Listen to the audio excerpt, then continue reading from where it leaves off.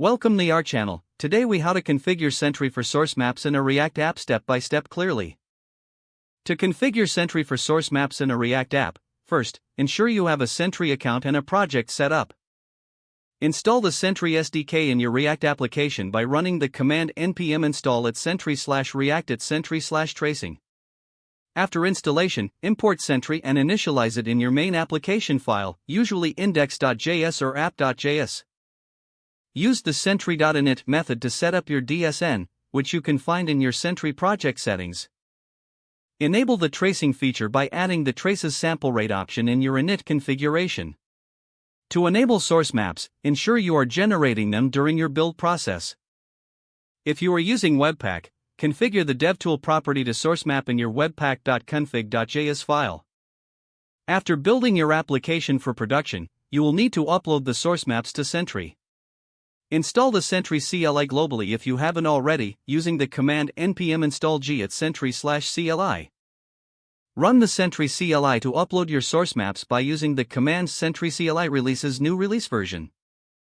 Link your release to the corresponding deployment by running Sentry CLI releases set commits auto release version.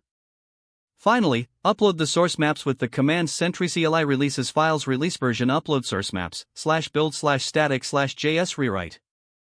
Once the upload is complete, finalize the release with Sentry CLI releases finalize release version. Your React app is now configured with Sentry for source maps, allowing you to capture and better understand errors in production. If the page does not load, refresh the browser or try again in a private or incognito window. Make sure you are using the correct email address, then retype it carefully to avoid small typos. If your password is not accepted, use the reset option and create a new strong password you can remember. Check your spam folder for verification or security emails, then complete any requested confirmation steps. Enable two-factor authentication if available to improve account security and reduce unauthorized access risk. After signing in, review your profile details so your contact information and settings are accurate and current.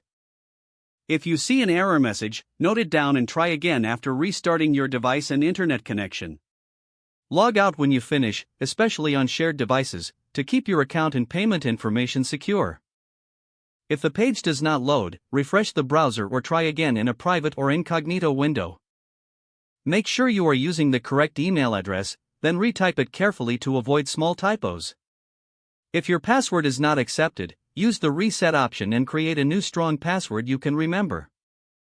Check your spam folder for verification or security emails, then complete any requested confirmation steps. Enable two-factor authentication if available to improve account security and reduce unauthorized access risk. After signing in, review your profile details so your contact information and settings are accurate and current. Don't forget to like this video and subscribe to our channel for more step-by-step tech guides.